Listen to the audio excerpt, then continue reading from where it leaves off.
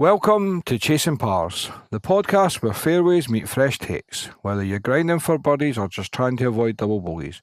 We're here to break down the game, share stories, and help you chase those elusive pars. So grab your clubs and let's tee off. Hello and welcome back to Chasing Pars, newly named the Chasing Pars Dodcast. Joining me is a guest for the second time and a recent visitor of the old Blair Gowrie as well. Matt, thank you very much for coming back on. Good to see you again, mate. Yeah, it's been a pleasure. How was your trip down? It was good, mate, apart from the putting. How was greens? Yeah, how was leaving? Oh, loved it. Absolutely. Did you? Again, couldn't putt. Blair Gowrie screwed me. Yeah. Played probably tees green, probably some of the best golf I played, and then got on the greens and absolutely useless. Yeah, it's probably my saving grace in golf. So it's Generally, hard for I'm me. all right, but that weekend I was all over the place. And what was it just the two you played? Did you just play leaving the next day and then that was you? Yeah. We couldn't get anywhere for Saturday morning. We were trying to get somewhere decent and left it a bit too late. Yeah, the problem I suppose with all the medals still kind of peak summer, wasn't it? Yeah, we were taking a chance on a Saturday morning, but nothing was really about that was worth staying around for. Right, let's get on to the bone of the topic before we get on to just general chit chat. Let's talk about the program and what you offer. Obviously, the last time we were on, we kind of had a brief overview, really, you would call it. And then last month, obviously, I took up the invitation to try it for a month. How do you feel? Fantastic, and I was skeptical because to be fair, I'm just not very good at following direction. You ask my previous coach, I'm just a liability. I can tell that the way you play golf, mate. So the way I play golf, the way I go to the gym is the way I run my life. It's just I don't know what to say because it sounds like I'm like insulting people, but I genuinely feel like I'm borderline autistic. Like I can't do structure. I just feel like join the club. It's all impulse and that's the same as the program for me. I did stick to it religiously, but even with that, I was still adding in like just random weight sessions in the middle of it, just because you put down rest periods, and I hate being told to rest in the gym.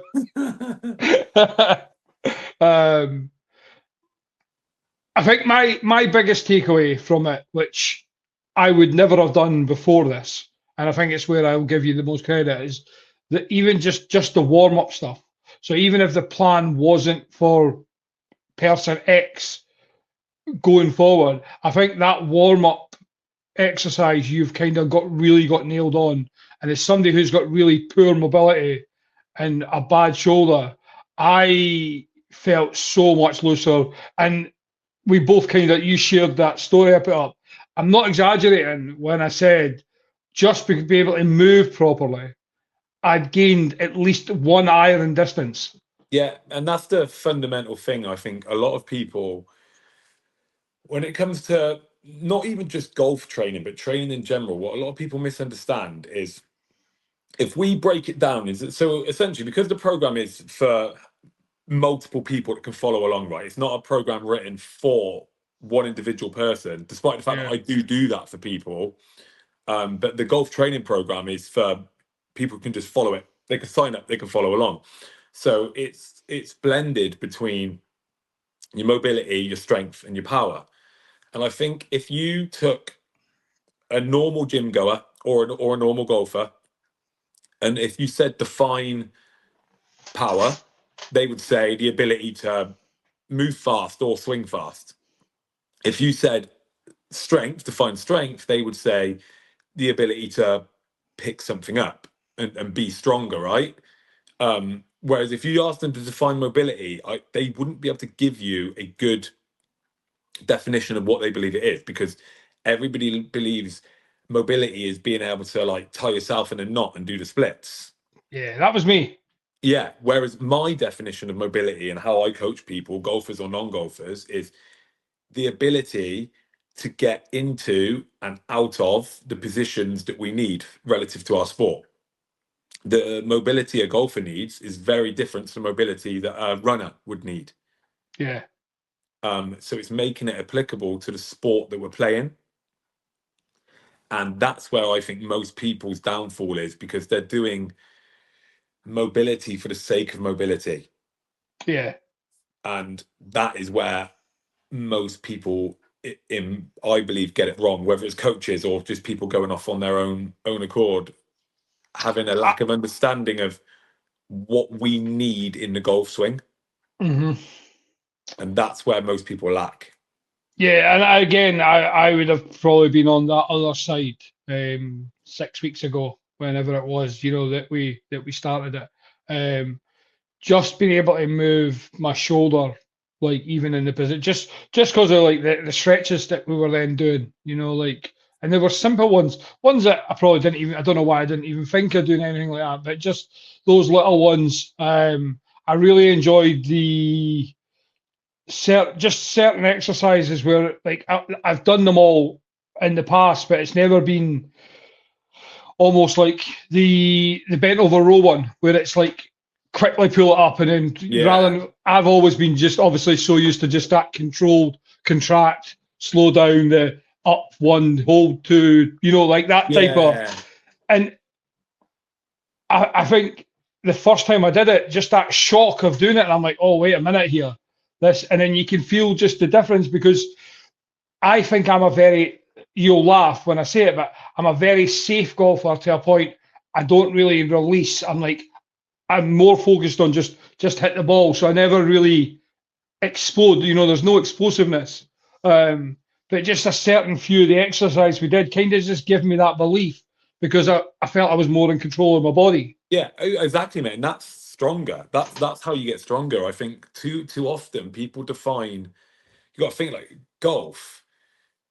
It's not a sport like powerlifting or weightlifting or CrossFit or high rocks, where your sport is your training. You're just doing different variations. In Yeah. golf, our sport is not our training. So the training we do needs to transfer. So, like, I don't care what my golfers can lift. I care that we're creating the stimulus that we need to in order to get them stronger. So that number, like if we're doing the trap bar deadlift, for example, like, yes, I want them to lift heavy, but the sole goal isn't to increase that number. The sole goal is, from my perspective as a strength conditioning coach, is club head speed, because ball speed and your score are more relevant to you improving your game, but that comes with the technicality side of it as well, which is what your swing coach is going to look at. So from a purely strength and conditioning coach perspective, the number you're really looking at is club head speed. Is that getting better? If the club head speed is getting better, your swing coach that you should be working with is going to be able to do a better job, because body can get into better positions, therefore we can create more speed. The swing coach does their thing, ball speed goes up, score comes down. And that is how we measure performance in golf, not by standard on force plates, as much as they're good, but there's too much focus on just a number, when there's much more to why can't we produce force than, oh, you need to deadlift more. Yeah. Because even if you had someone whose goal was to deadlift more as a power lifter, there's going to be a break in the chain somewhere else that we have to fix to allow you to deadlift more, so it doesn't go deep enough. And does that make sense? Yeah, no, completely. It's one thing I don't know any of my numbers, so I couldn't tell you anything like that. Obviously, not having a coach, I don't know them, but I'd have been fascinated to see, even if there was any, even just in that, obviously that 1 month period, because again, going back to that comment I told you, like me putting balls over greens never happened to me. I'm always the guy that's 10 yards short because I rely on my wedge to chip me close. So just to see that difference again, whether it be down to the mobility, that confidence, just because the pain wasn't there. that whole, I'd just been fascinated to then see numbers on a screen through it all. Maybe I have to do that next time and try and get some data involved. Yeah, get on a TrackMan as well and see what numbers we're putting out. That means going to a driving range though, man. You know my feeling about practice. You got to practice, man. Yeah, I know, but I know I won't. Come the end of October, the golf clubs are getting shoved back in that corner, and they won't be Really? back out. They You won't be one of back them? out till March. Yeah, No, I'm I not. play. I play through the winter. Yeah. Do your clubs do like mats and winter greens though? Like, because I mean, you live like in the Antarctic, so Yeah. Fortrose is basically open all year. So generally, no winter greens. It's always full greens. You just got to play off mats. I see. I would Which rather be about. would you? Yeah. No. If it's temporary greens, I'll turn around and go home. But if it's off Oh, mats, I don't really? mind too. Yeah. But if it's off mats, I don't mind too. I'm in the rough all the time anyway, so it don't matter. See, I'm the opposite way about. I'd play all year round if it was winter greens and no mats. Yeah, it's funny, isn't it, how people go. Yeah. I hate mats. There's just I think no. links golf is different as well, isn't it? Like the greens recover a lot more because they everything dries out. Yeah, but I mean, there's no real like proof that playing through the winter on the fairways actually affects the course either. Need to get a greenkeeper on the pod. Most I've spoken to, because I've asked the question, don't see a difference. That's They why, like, a just look lot. nice, don't they? Yeah, but Glen Eagles are open all year round. Yeah, so Spey Valley actually up near me. Yeah. Yeah, Now it's not the same level, but Creef's one of the best conditioned courses in our area, and that's again no mats. really. Strathmore the same. Yeah. There's no, there isn't the green. Now I can understand greens going to winter greens because obviously the frost and because a ball can damage a green. It's not getting Yeah, time to recover. But when it comes to the fairways, they just by the time they it's get seeded and definitely played. it's more of a thing up here. Any clubs I was a member of down south, I'd never played off mats before Yeah, until I got up here.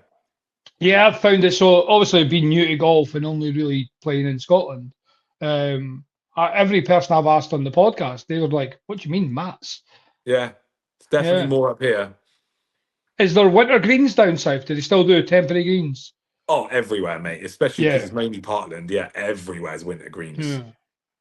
Yeah. So I don't mind that. I can understand what you mean, but I think in the winter you're not really caring about a score, so putting doesn't matter. And you can practice putting. You can get a putting mat at home if you really wanted to worry about putting, but I think it's more just keeping a swing going and Yeah, I think it's just getting out playing, isn't it? It's never the same. Even if you're off winter tees, you're 20, 30 yards further up, aren't you, every time? yeah, yeah. We've got a couple of courses up here. They do go to winter tees, but they stay open all year round, just about 40 minutes away. And they're fantastic to try and get on in the winter. You can just, Yeah. they're actually Scottish Golf registered as well. So they have a winter course, so you can still put cards in if you so wanted. And Oh, that's um, decent. yeah, it's quite good that way. But as I say, I'm soft. I know, like, once the cold kicks in, I go full gym mode back 5 days a week. And then this year I'm going to continue with my running over the winter as well. So, Nice. uh, what's like we're talking about your obviously your plan there and your coaching. What's your training schedule for a week for yourself personally? Oh, not as much as it should be. Um, I'm guessing it's hard though trying to fit in. yeah, I think for me, it's more a case of I used to train a lot, like Yeah. 10, 15, probably 15 hours a week Okay. Wow. Right. when I was like more competitive in sport. Um, so now at the moment, I probably train 3 to 4 times a week. I have two like proper lifting sessions, and then I'll have two more like almost bits I can do at home, Yeah. like the movement based stuff, like movement mechanics based stuff, like that I will give myself based off what I know I need for my golf. Yeah. With a little bit of like plyometric power work chucked in as well. That's kind of what my week looks like. So I'll follow along bits from the training program and just do it where it fits in. So at the moment, what I'm doing is I have 2 days a week where I'll train in the gym, and I will squat and power clean on one day, and I will trap bar deadlift and power snatch on the other day. Okay. And then in between that, I'll put in some upper body. Like, I don't lift that heavy upper body anymore, but I'll put in like mechanics stuff, like or like body weight stuff. And then on the days that I'll train, like the lower days, or if I'm at home, I'll do more like single leg and like movement mechanics based stuff. Yeah. Based around like my weaknesses, and then the positions needed for the golf swing as well. So like even today, warming up to practice earlier, like I'll do different stuff for my left hip than my right hip. Yeah, I remember we had this discussion the last Yeah. time about and that was really fascinating to me at times, because I think it was something that we think about. And again, even just doing parts of the plan, I probably didn't realise how weak my hips were until I started doing certain exercises. Hips are nearly always the problem. Mm-hmm. Like nearly always. Like, you've obviously got thoracic, but it's always one of the two. It's thoracic, so like the upper middle back. Yep. And hips. Like there can be other problems, obviously, but like most of the time, it's one of those two. Yeah, I assume, especially if you've got anybody who does go to the gym a little bit, I'm guessing it's definitely more the hips, because a lot of guys will train back and they'll train, they do train, whereas hips is just for. Oh, really? Yeah, and this is where a lot of golf training in my mind goes wrong, because a lot of traditional gym training will create adaptations in the body, right, that will stiffen up the spine. Okay. So the hips actually could move better. But quite often, if you took someone who is just a big gym goer, whether like they're just your traditional strength training, over time, you would probably expect to see adaptations within their spine that stiffen up, which would potentially have an effect on a golf swing. Ah, okay. Not everyone. Some people might not get much, but generally speaking, if you want to do like loads of back squats, for example, and you're going to be fixed here with a bar on your back, like your spine can't move, we're fixed in place. Yeah. Like that's the opposite of what we need in a golf swing. Yeah, it's a fair point when you see it like that. So, and don't get me wrong, like some people could, if you've got like, say you've got like a younger golfer, especially younger females, like they generally have a lot more range of motion. Yeah. So the advantage of them back squatting would be to stabilize and load their hips and produce more force, more strength. Mm-hmm. The time it might take them to gain adaptations in their spine might be so long that the which one is more important. Yeah. So when you assign an exercise to somebody as a coach, what are we trying to achieve? So if we take the back squat, if we're giving it to someone who's got really, really good mobility of their thoracic spine, but they're weak and unstable through their hips, yeah, we could give them a back squat. But if you take someone like me who's done loads of squatting in the past, squatted quite a good amount of weight, got a really stiff thoracic spine, like it doesn't, the benefits that it could give me to the negatives it could give me don't go in my favor. Yeah. I think I can definitely say out loud, back squats can just get in the bin. I hate them. I hate trying to grab a bar.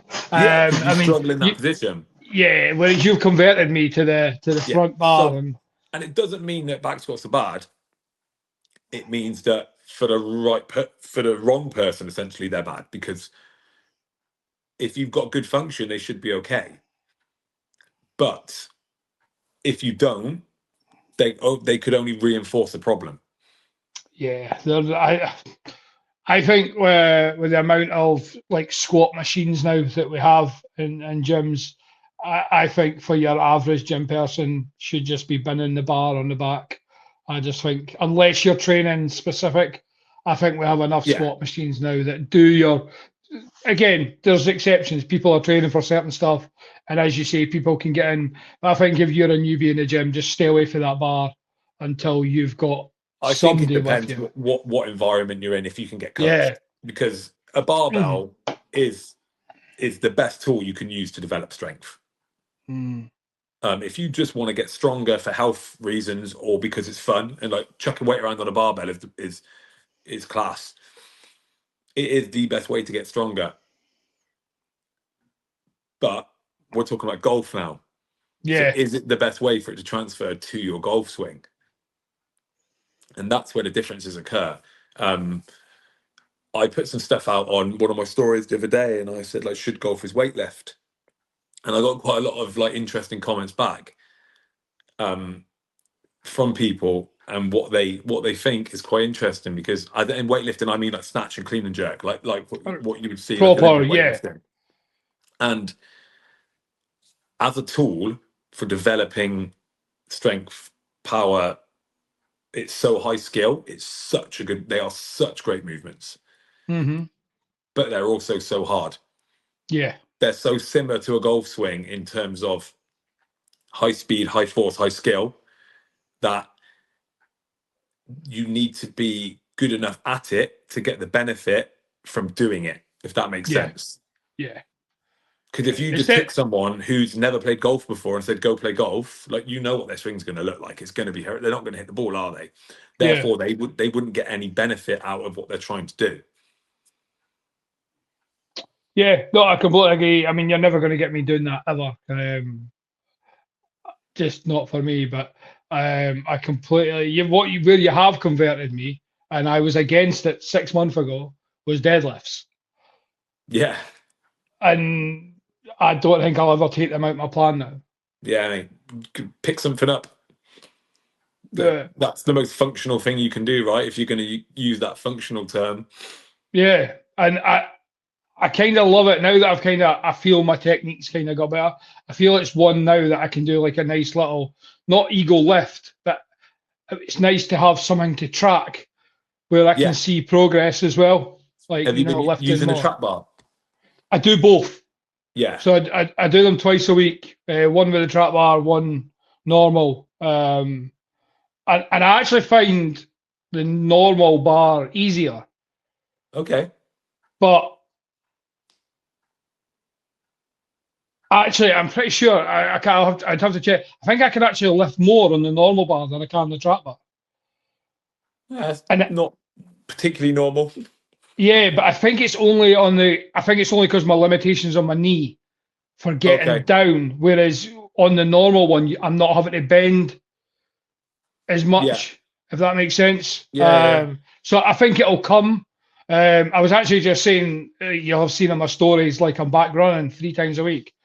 And I'm really struggling with the running because I've not been at the gym regularly and not been doing so when I was going to the gym regularly, I do legs 3-4 times a week because my right knee's so short.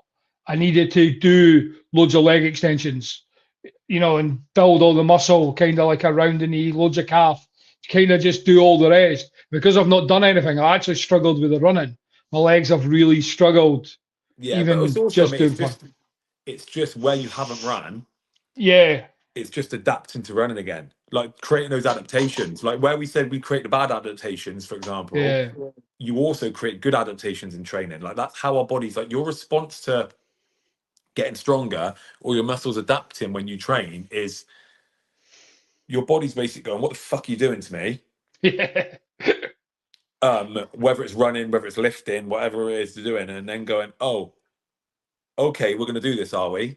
So then you start getting used to it. Like, even if it's not like a really structured, well-written plan, even if you just start going running a few times a week or start doing a leg workout a couple of times a week, like the body will still begin to adapt and get stronger. And that's how you build that strength and that adaptation to developing it. That's why like the consistency of training is the most important thing. Yeah, consistency is clear. As I've always said as well, it's not even about the motivation, it's about the discipline. It's really easy to train when you're motivated. Just go and do work. It's the training when you can't be bothered. Like people always say to me, like one of the things like that I've always had arguments with people with, and I need to be accountable. Like people say, "Oh, I need you to hold me accountable." I was like, absolutely not. That's your job. Yep. You're accountable to yourself. Mm-hmm. And that's one of the things that's always triggered me. Like if you're joining a gym or going to see a coach to make you accountable, like you've already failed. Yeah. I think Like where accountability helps, and I think it's more a different kind of coach when you're looking to lose weight, and it's just because you're reporting your calories to someone else. but Whereas if then you're doing it to yourself, if you you'd want to do lie. it, if you want to do it, you'll Yeah, do it. yeah, correct. But people are also very, try to say it softly without offending the whole world, but people are just soft nowadays. There is Yeah, no, absolutely. People want it to be easy. yeah, And like training is hard. and so it isn't. It isn't. Again, if you want to do it, it's not hard. It's no different to going out to playing a game of golf. It's like, and it's where we disappear. Like I don't, unless you're running a race and you want to be a runner as such. Nobody needs a runner button. Just go out and run. Like Oh yeah, absolutely. I'll have this argument all day. Like I hear people getting into running and like, let's use and again, the couch to 5K is fantastic for some people who have never ran before and they're just trying to get in it. But everybody always says, I could never run 5K. Just go and run. Run till you can't run. Once you can't run, walk for a bit, get your breath back, and then run again. All of a sudden, you're 3 kilometers away from your house. You've got no other option but to run back. Yeah, running's great, right? Running. Yeah. I mean, it's not. It's terrible, but it's good for you. It's terrible. Like you said, like it doesn't need to all like it, especially when you're getting into it. It's just spend time on your feet, get out and move. Yep. Yeah.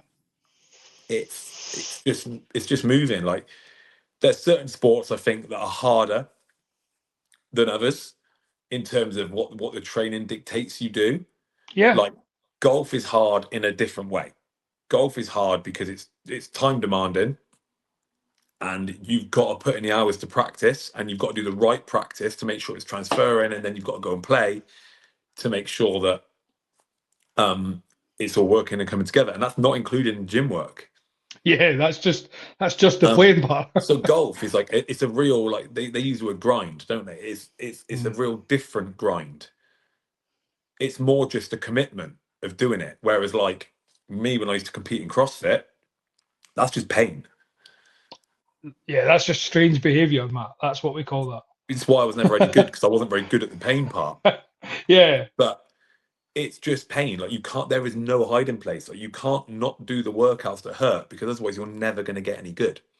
Yeah, and you're never going to finish either. That's the problem.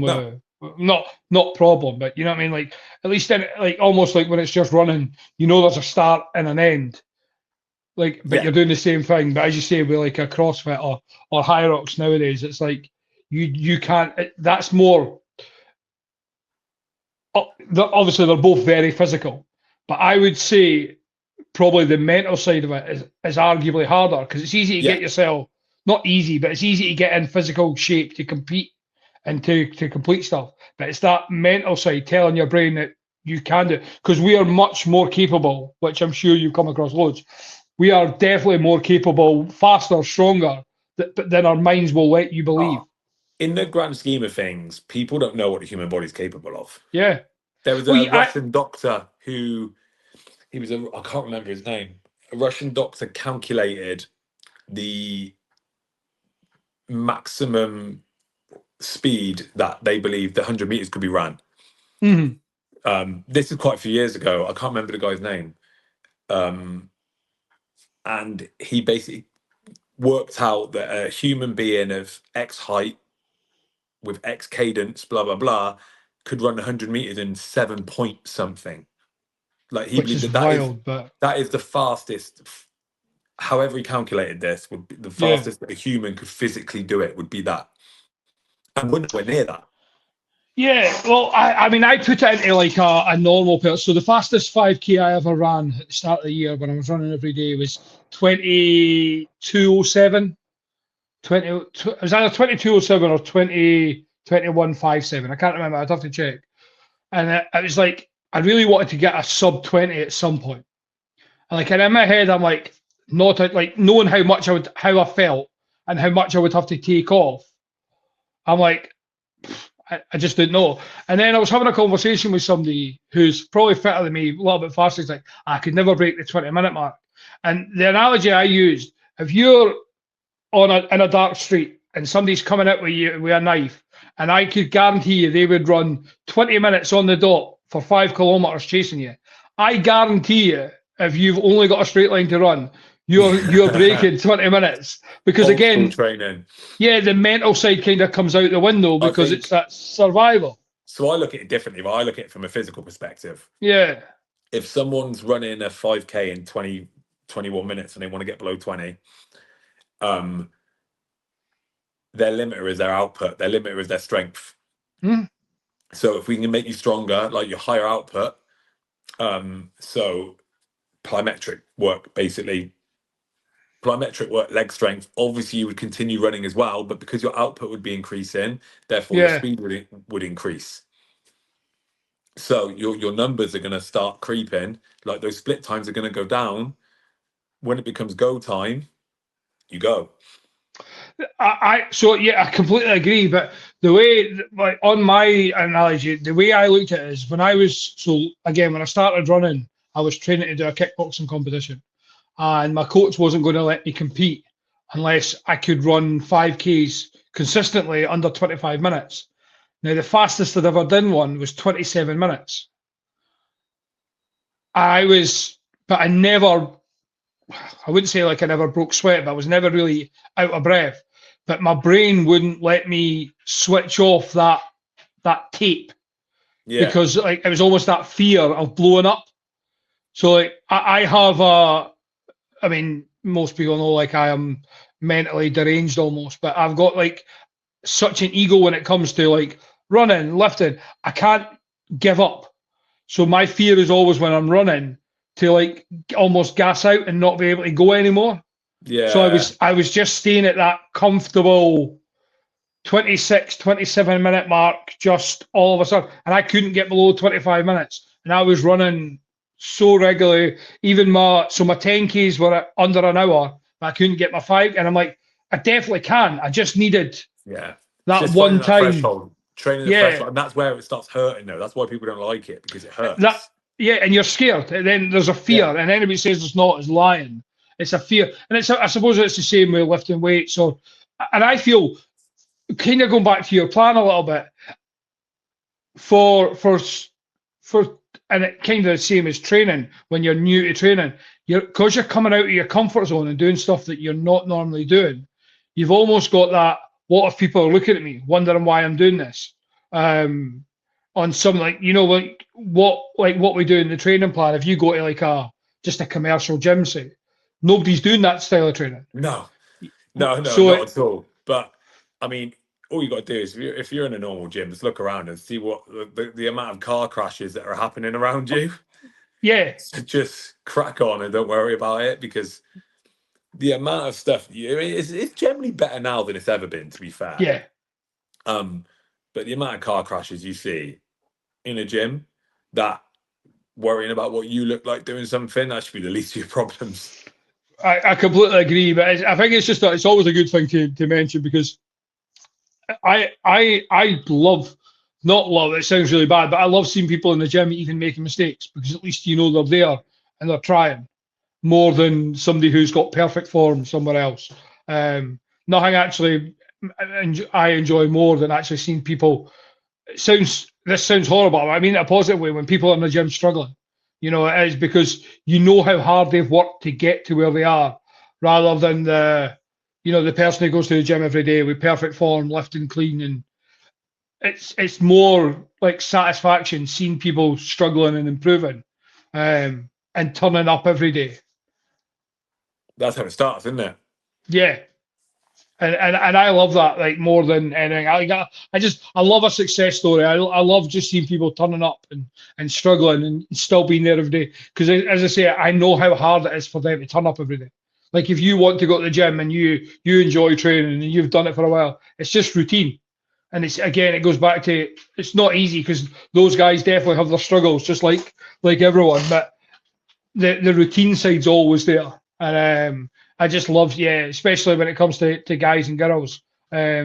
Obviously, less likely for girls now because I think it's definitely more common to see girls in like the weightlifting side of gyms. Yeah, and girls are better to coach. So that was my next question Yeah. about like what it's like coaching girls and how many like on the golf side have you got?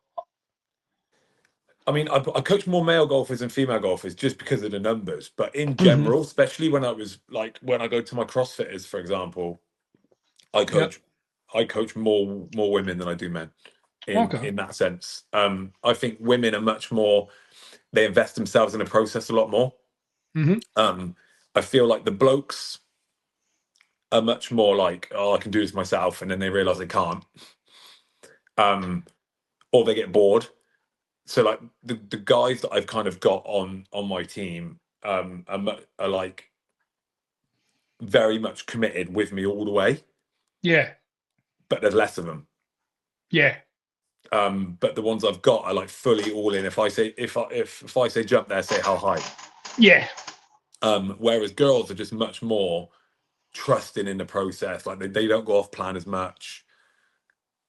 They give feedback when you're like, that's just the difference between women and men. Like they are different. And they just they're able to take on instruction better a lot of the time. Yeah. Definitely. Yeah. There's definitely even if people don't realise it or want to admit it, it's almost that male ego, like listening to another male. Oh, sometimes, if that makes sense. It's Oh almost yeah, like that. sometimes. Yeah, there will always be that. I think. Yeah. I think you're always going to get that. Unfortunately, it's probably forever. There's always going to be that misogyny, isn't there? With Yeah. certain blokes, like people find it weird. I get coached by a lady, Hannah, my coach. Just She's seen that awesome. today. Yeah. She's great, and I've still had people. We've discussed this quite a lot as well. Me and Hannah, and like people have said to me, "What, you get coached by a girl?" I'm like, "Yeah, mate, a girl that'll kick your ass, mate." Like, Aye. she's unbelievable. She's the best player I've ever played with. She's unbelievable. Yeah. Oh, she's just a golf coach. Sorry, not your. I thought you maybe had Yeah, your. golf coach. So a golf Yeah, coach golf as well. coach. Yeah. Yeah. Yeah. It's I feel it's just for me. I think the surprise when it comes to it's only because the what felt like originally a lack of female coaches in the game. But I Yeah, feel I mean, again, I'm starting to see more again through this channel. I've started to find more as well, yeah, there's which has definitely helped. a lot more women up here that play golf compared to where I'm from. Right. Okay. Like until I'd met Hannah and another girl that I'm friends with that I play with, I'd never even played golf with a woman before. Okay.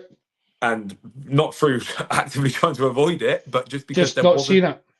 wasn't any women that played. Whereas now up here, there's way more. I think. Yeah. I Pretty think. pretty apt given the good video that came out, isn't it? This conversation. Yeah. It's yeah, not the most advised video. I do think the reaction online is a little over the top, but just a stupid video to make. And Just whoever at signed what it point off did is they think just that was a good idea? that's the biggest question. It's not even so much the video, like, and it's not even the react. It's like I want to know who, not so much a good because that's just a group of youngish men like who've got like comedic or attempted comedic. It's more Callaway's a multi-million pound company. Yeah. Surely that's And well, went they'd have a through a marketing legal. team, obviously. Yeah. But yeah, I'm not. Do you know what? The biggest offence to me from all is it's actually just a terrible video. Like It's I don't even awful. know. Like forget the Thing push is, and though, like having I a know, laugh over like, that, but like I know people say like oh, it's woke, everything like that now, which with a lot of stuff it is. But that's not acceptable 20 years ago, let alone. I just think again I didn't look at it down the domestic violence, domestic abuse side. I didn't look at it. I just thought it was a terrible video. Like I didn't get it, if that makes sense. Yeah, Like it I didn't makes no even get sense at them. all, does it? Like I could understand like I can't even get the thing. I'd say I'm not going to be one of them that I'm going to pretend I'm like all outraged over it and thingy. I just one, I want to know who was getting paid the money at Callaway that agreed to this, Yeah. and I want to know how that was selling a driver. Like, do you know what I mean? Like, ultimately, the point of it was to sell a driver. What I want to know, like, what was the message behind it that was going to be like, oh yeah, I need to go and buy this driver? I mean, I'm not buying something like that anyway, but yeah. Yeah, I mean, me neither. Like, I've never looked at an advert and think, oh, I need to go and buy a driver. Like, I kind of do it on. I usually do buy my clubs based on like maybe playing with somebody like yourself, and then you get like a little shot of it, which is the complete opposite to the message they were saying. Yeah. Whereas, like one of the girls, Amy, who I've seen, she's done like a mock take the mick, where she had a dream about pushing her husband over or her partner, whatever the male golfer it was, to get her driver back. And then when in reality, when it happened the next day, she's like, yeah, have a shot and hit it. And ultimately what we want as golfers is to try a golf club so we can hit it and like, oh, this is great. So I don't understand. So again, even that message was like the complete opposite. Yeah. Surely to what you want. Now, every other brand I've noticed Tacomo's come out and another brand saying, yeah, try ours. So they've actually bitten into the hands of every other brand. God. It's it was a strange one, and I think Callaway's not going to lose anything over it. Like, they're too big a brand to lose. But I think Good might take a hit on comments and videos for a while. Yeah, they're going to, aren't they, for a bit? I did make a cheeky comment. No, there's a lot of people saying that they're giving up their Callaway clubs. So every time I see somebody doing that, I've put in the comments that if they're looking to get rid of their Callaway clubs to save them the hassle, I'll take it off them and dispose of them for them. Yeah. So hopefully I just get loads of packages of Callaway golf clubs sent through to me over the next few weeks, because people love that. You'll have to go to the range then, mate, for a bit of testing. That's content. See, testing all these clubs out. Right, let's come back onto your golf for a bit. When did you last play? Practice today, practice yesterday, played Saturday. Did I play Saturday? Friday, I can't even remember. It's all blurred into one. So yeah, I played Saturday morning. Right. That's when I played. And how did it go? How was it? I played 17 really good holes and then triple bogeyed 18 for the second round in a row. Oh no. Yeah. What was the reason for the triple bogey? Where was there's normally a reason. There's normally a shot that kind of just. It's just 18th at Four Trows is like a 210, 215 yard par 3. It's the 18th. Yeah, it was into the wind. Get that in the bin. And it's just a hard hole. It's normally it's normally a little downwind, and this time it was in, and the last couple of weeks it's played into the wind. So just tried hitting like a low 2-iron and just hooked it straight into the houses on the left.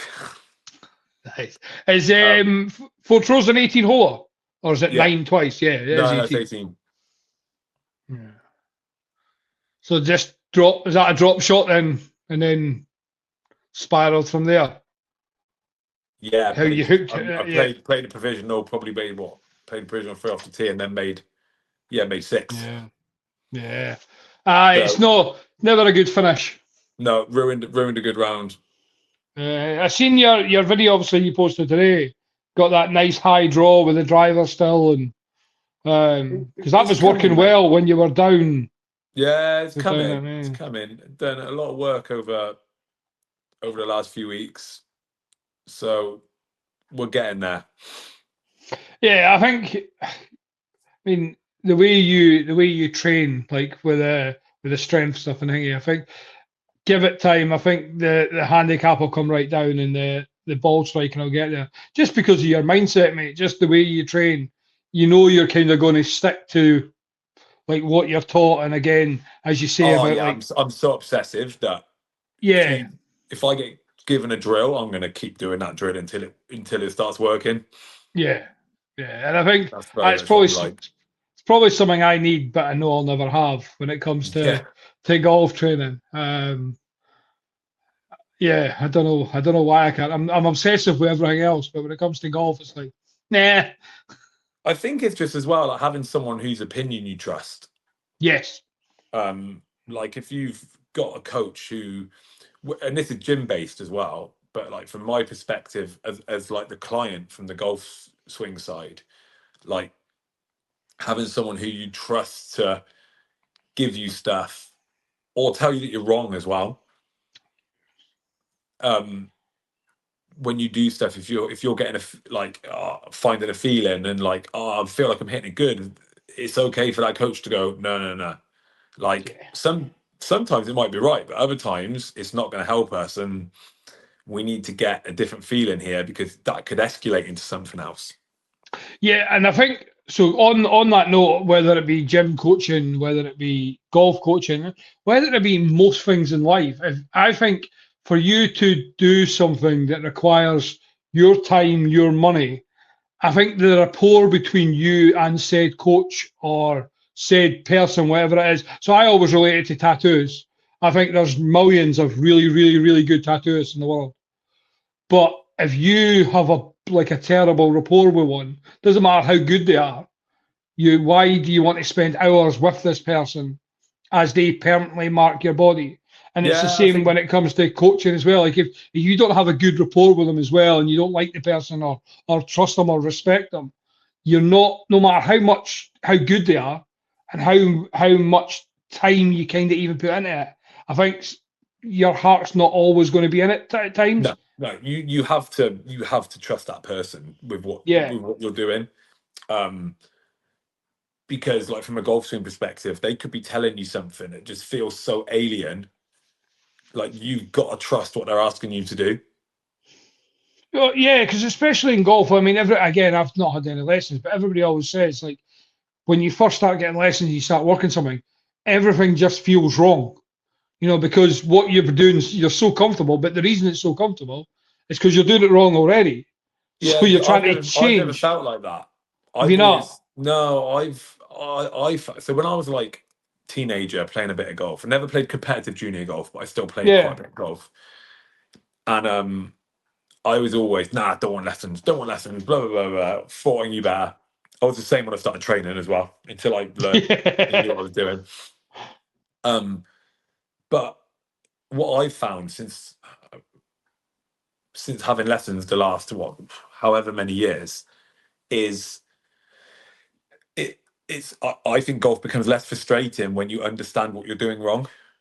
Yes. Because the amount of people who think that they're unlucky or it's their driver that's not great, it's not your shit.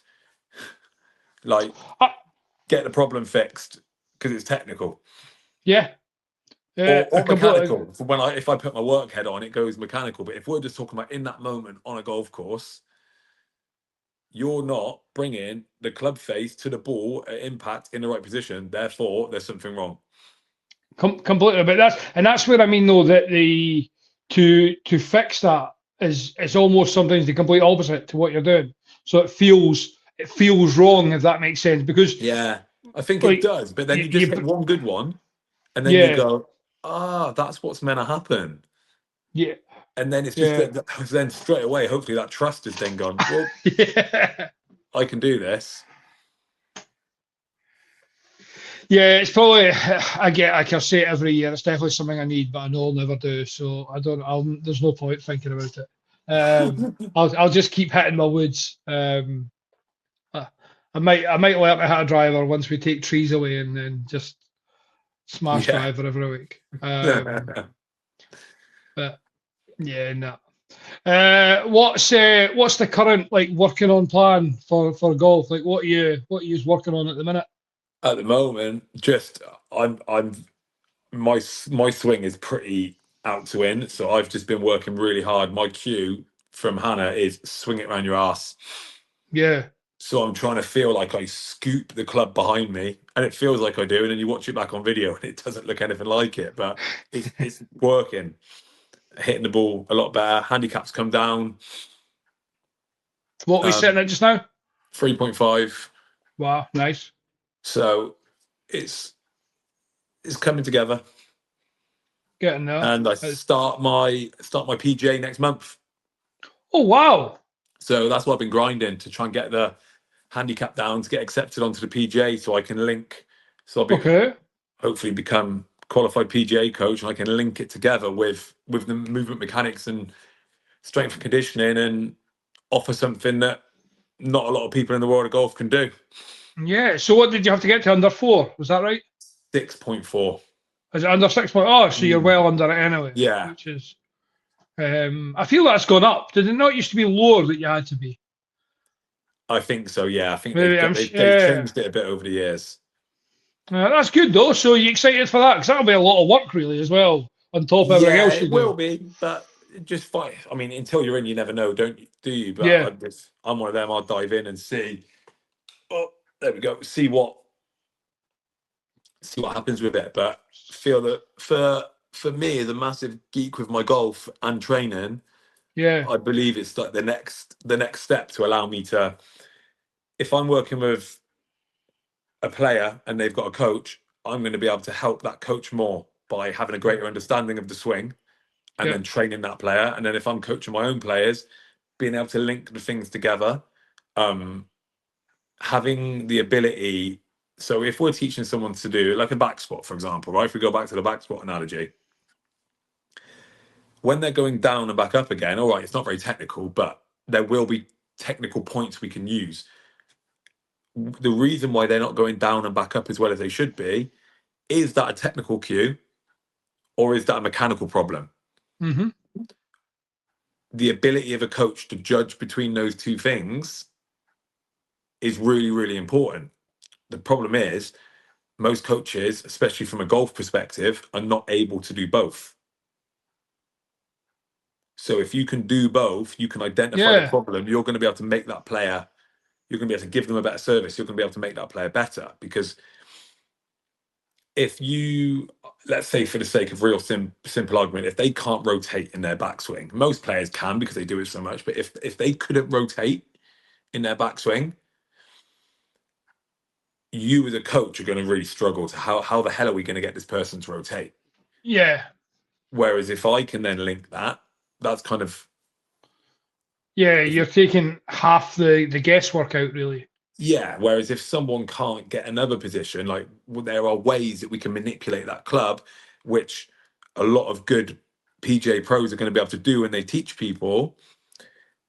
I think a lot of what pros do, especially with amateur golfers or not great golfers, is help them find ways to get better.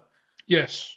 As opposed to if you take a coach who is coaching really, really good players, their bodies are already, either they can get in those positions and everything's good, or they're technically so aware they can manipulate it so well and they can compensate so well that, yes, the weaknesses might still be there, but they can hide it. So the good players can take on the information. The coach can actually coach them. Yeah. If that makes sense. Whereas when you've got someone who is a higher handicapper, don't have the awareness, body doesn't move right, the way you're coaching that person is not the same as you're going to coach someone who plays off +2 or as a pro. Yeah. So it becomes very different. The limiting factors are also very different. Like if you've got someone who's completely unaware of their golf swing and they can't get their weight into their left side, like we have to fix that mechanically probably. Whereas if you've got a really, really good player who can't get into their left side, what they've probably done is find a way to avoid it or manipulate it. So it doesn't mean it doesn't mean it doesn't need fixing.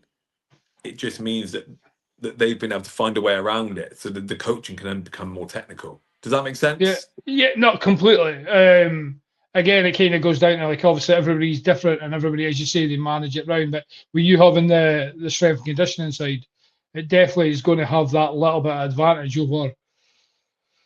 Not even an advantage as such, but it gives you no guesswork. You know, you're not having to do exactly. It just means that I can give people that bit more, and I can offer something that people are not really going to get elsewhere with the the ability to chop and change and how we can manipulate, like the smaller movements that we do in the warm up, for example, how we can manipulate them into a practice session.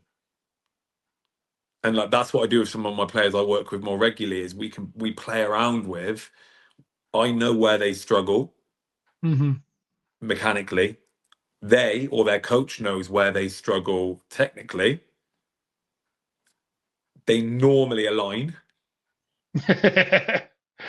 So therefore we can start putting it together. Yeah.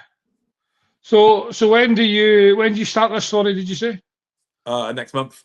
Next month. And how long does it last? Is it 6 years? Three to four. It depends on placements. Okay. And, 3 to 4 depending on placements and stuff. So will this take a little bit of travel, or can you do most of it from where you are? From where I am. Yeah. It's just up the road in Dornoch. Is it at Dornoch? Yeah. Yeah. So it's absolutely ideal. Yeah. And then obviously, like once you're qualified, does anything change for you as such, or are you still going to try and are you going to like? I'm guessing you're not going to go into like pro shops and stuff like that, and you're still going to be doing. No, that's not the plan. The plan is to it just enhances what I do. Yes, having the accreditation and almost what's the word? I was like, it almost gives you credibility. Not that you don't have it, but like because you've got those 3 letters before it. Oh, absolutely, mate. Yeah. Do you know what I mean? But also the education, the knowledge behind it. Like I know a fair bit about the golf swing, but I certainly don't know what a PGA Pro knows. Yes. So just to be able to have, if I'm working with a professional player and their coach can say to me, I want this, and this. Yeah.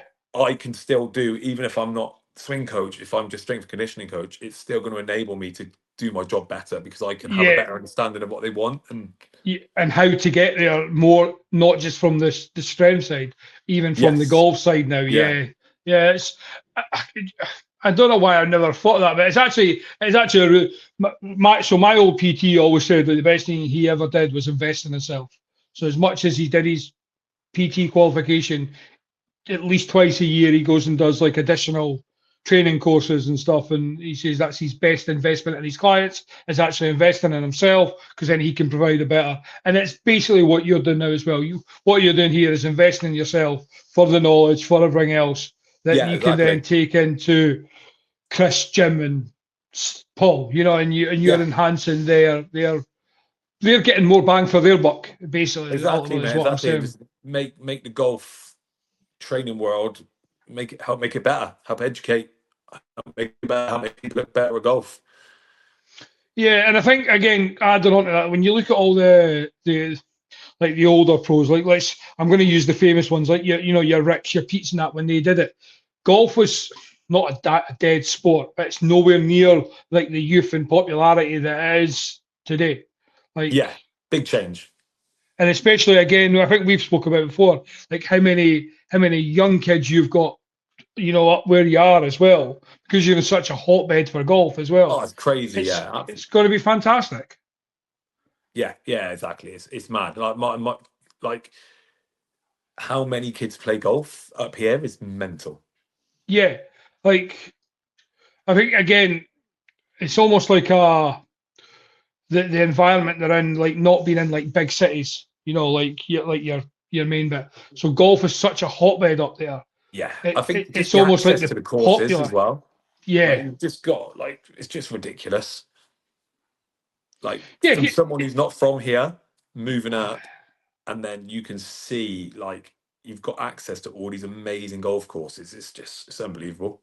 Yeah, you're basically St Andrews of the North when you think about it, like with the amount of quality courses, and obviously like Dornoch's the real famous one, obviously. But like even we've got a mass WhatsApp group that I've spoke about loads in Scottish Golf Connect, and hearing people talk about like your Fortros, your Golspie, your Tane, like Dornoch. I mean, I dare say Dornoch, from everybody, I've never played any of them. It's almost like the least favourite of them all. When they're talking about like all of them up there, like you're like, because I think it's more the people play Dornoch for the name and the stature, whereas I mean Dornoch is is unbelievable. As a Yeah. golf course, it's the best golf course I've ever played in terms of a test Okay. of golf. Like, it's not got like the wow factor of like Turnberry or somewhere like that, but Yeah. in terms of like as a golf course, it's the best golf course I've ever played. Right. Okay. I need to come up and start playing some of them all and ticking them off. But yeah, I only go off what everybody says, and as I say, like, and it probably could be that. I think a lot of people like always kind of go. It's that typical Scottish that we've got in us. Like, as soon as something's hyped up, Yeah, we almost put it down. Like I feel that's what people are doing with the old course now. I think because it's spoke about yeah. so much. Like if you listen to some people in that chat, so the old course is like the worst course they've ever played. Yeah, well, it's not, is it? Like, No, it's not. Like I can understand people saying like it's not memorable, but I think a lot of golf courses are like that. Like like there's only so much you can do to a golf course to make yeah, it memorable. So like I don't know what people want, and I'll always say like you'll probably have heard it. I'm actually sick of hearing lists like top tens, top hundreds of golf courses. oh yeah, it's Because, nonsense. so for example, I have Carnoustie way down the championship course, way down, and like the list of my courses I prefer. Everybody else has got it number one. Doesn't mean either of us are wrong. I just don't like playing it. Yeah, Like exactly. it's Like, wild. And one of my friends, so my favourite course, which I think is a perfect golf course, is Strathmore. Now, my friend went, he admits the golf course was brilliant, but he had poor service that day, so he hates going to the club. He'll never go back. yeah, And it's little things all like of it, that isn't that it? can make a difference. Yeah, and that's why I like all, as you say, all the top 10 lists, the top Scotland's top 100. Let's be honest, is whoever's paid the company the most money or gave them the most freebies that year to get. Oh, there's always stuff in there. Always stuff. Yes, Because no, I've played courses before. Like there's some that are like quite close to it them up here, yeah, and there's like 30 spots in the ranking between them, and the one that's a lower rank like yeah. is way better. It's nonsense. It's the top 100 in Scotland. It's probably the most ludicrous list ever because, and again, how again, I'll go back to who dictates what's the best golf course in the world? Because Yeah, I'm not a huge links fan for golf. I like going playing it, but I could never be a member of a links course. But other people absolutely love it, yeah, exactly. and it's like nobody's wrong. It's like pizza. You know what I mean? Like there's no bad pizza. It's just what you prefer. Like, so it really riles me when people start like arguing about like lists of golf courses and Yeah, you can like a golf course, can't you? yeah, for no again like this. I played East Renfrewshire the other week, and it's a really cheap golf course to play. Even the membership's quite cheap. Genuinely one of my favourite golf courses. There was just Yeah, you're always every going to hole get was got places like that, aren't you? Like just up here, out. Yeah, you've always got all these different ones and blah. You've got Dornoch, you've got Brora. Like whereas like I love Goldspeed. That's my favorite course up here, yeah, and it's probably like out of especially on that line of that coastline of Brora, Goldsby, and Dornoch. Goldsby's yeah. the least regarded of the three, and it's absolutely my favourite. I am sure. I can't be bothered scrolling this chat now.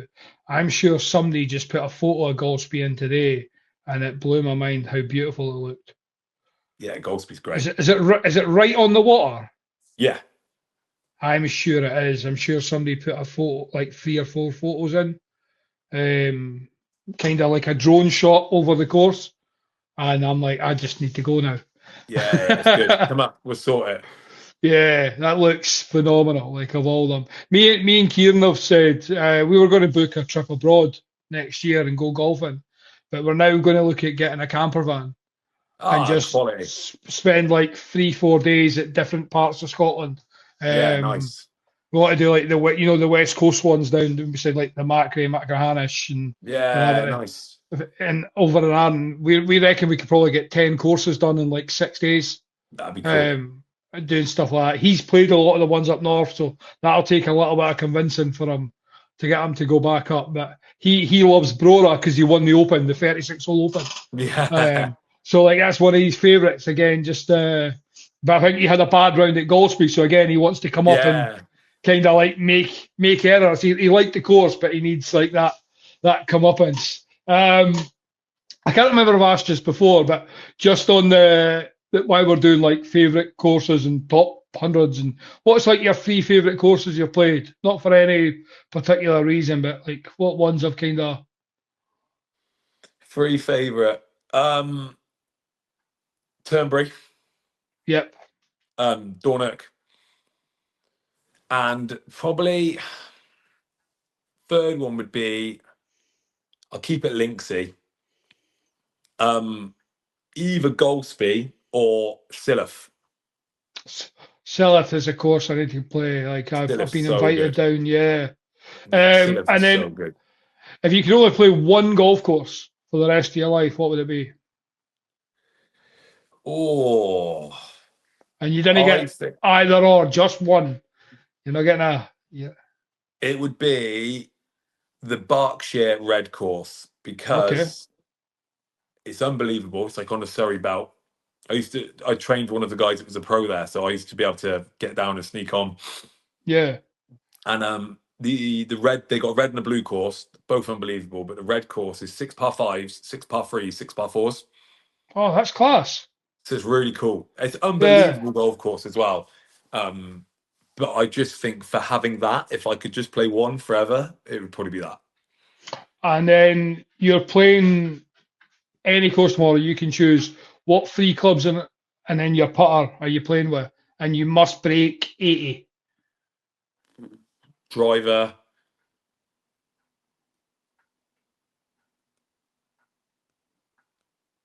6 iron, 48-degree wedge.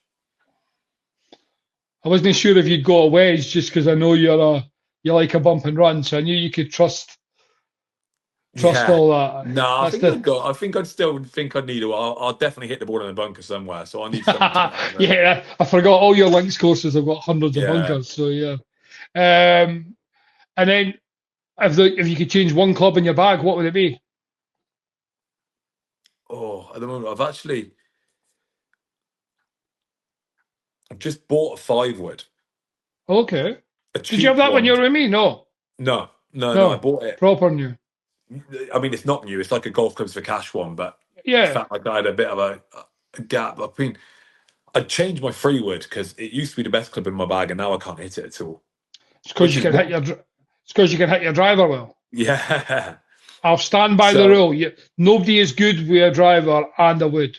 So yeah, I'll probably say my 3-wood. Yeah. I would change. Not your putter after the You know what, down mate? here. It took me. It's taken me about 2 weeks to like.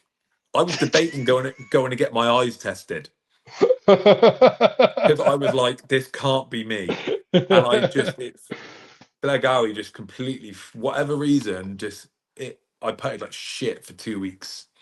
Just after it, just After knocked that, the confidence. Just could not putt there at all. As long as you enjoyed it, that's all that matters. Oh, I loved it, mate. Definitely back down. Yeah, we'll get you on the other one the next time. It's harder, right? Yeah, it's by harder. It's more tree lined, if you can believe it. Yeah, no. And it's tighter and it's longer. That definitely sounds harder. Yeah, it's definitely. I prefer it because I think you need to concentrate more. I think the course we played from Rosemount, you can almost just smash driver every hole. Yeah. And yeah, you'll get punished, but the worst you'll have to do is just chip to the side or chip 50 yards forward. Yeah. When you go into the trees on Lansdowne, the ball could go anywhere because there's so many trees. Oh, wow, okay. There's not always like a gap out. Sometimes you have to go back just because of imagine a square and it's got 10 trees in it. So every angle you could, there's never always a clear gap where I feel anyway on Rosemount, there's almost always a gap to progress at least. See that. But as I say, I prefer the other one. You get an extra stroke in your handicap because it's harder. But it's about keeping the ball in play. And generally, I'm quite good at keeping it in play. I'm not very long, so I don't spray it stupidly. And The greens are quicker as well on that one, which I like a quick green. Yeah, I'm the opposite. I don't like a quick green. See, that's the links golfer in you, which I've realised links courses are always got not slow greens, but they're never as quick as you Definitely. think. Yeah. Yeah. And in fairness, you got our greens at their quickest. They'd been Yeah. slow all season, and then Yeah, all of a sudden, since then, they've been lightning. Yeah, they screwed me. He still played all right though. I hit them, I just couldn't putt. Yeah. I had like loads of birdie putts. I just turned them into bogeys. It was a good day though. It was good meeting you, Paul, and Yeah, it's good, wasn't it? Yeah. So I think I'm going to meet. It's Chris, isn't it? Yeah. Yeah. I was starting to doubt myself because his name began with K, but he's a silly spelling of Chris. So I'm going to meet him next week. I'm off, so I think we're going to try and get around in. Oh, nice. He messaged me the other day, so it's nice to meet a fan, give back to the community. So yeah, it should be good. What's your plans for this week golf wise? You got much on, or is it just training now? Playing Thursday night, and then Yep.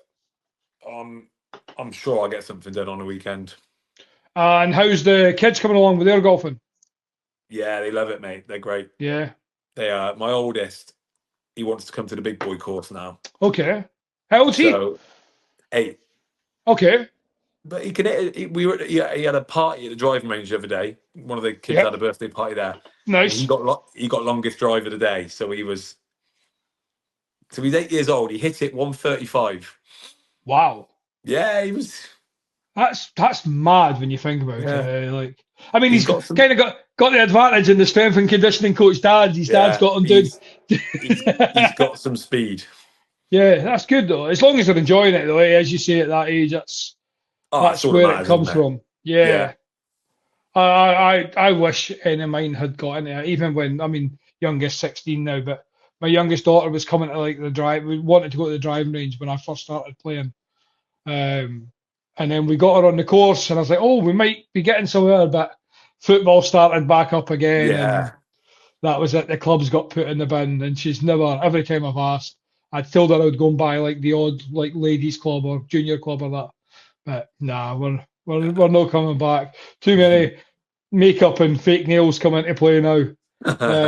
So yeah, I think I've resigned to losing the kids to golf now. Like. One day, mate.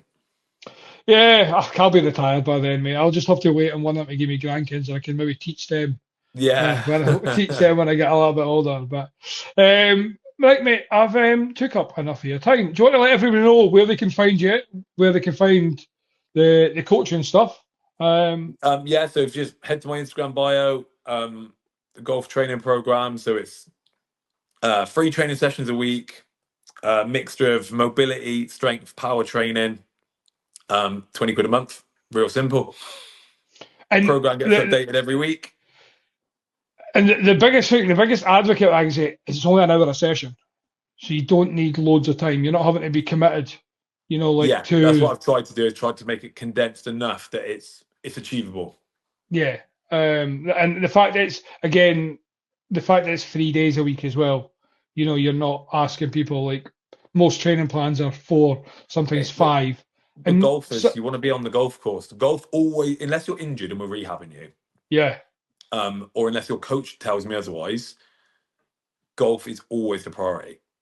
Yeah, 100%. And I'd say anybody listening, I can't recommend it enough. So you'll find Matt tagged below. You'll find the Highland Golf Performance. Is that right?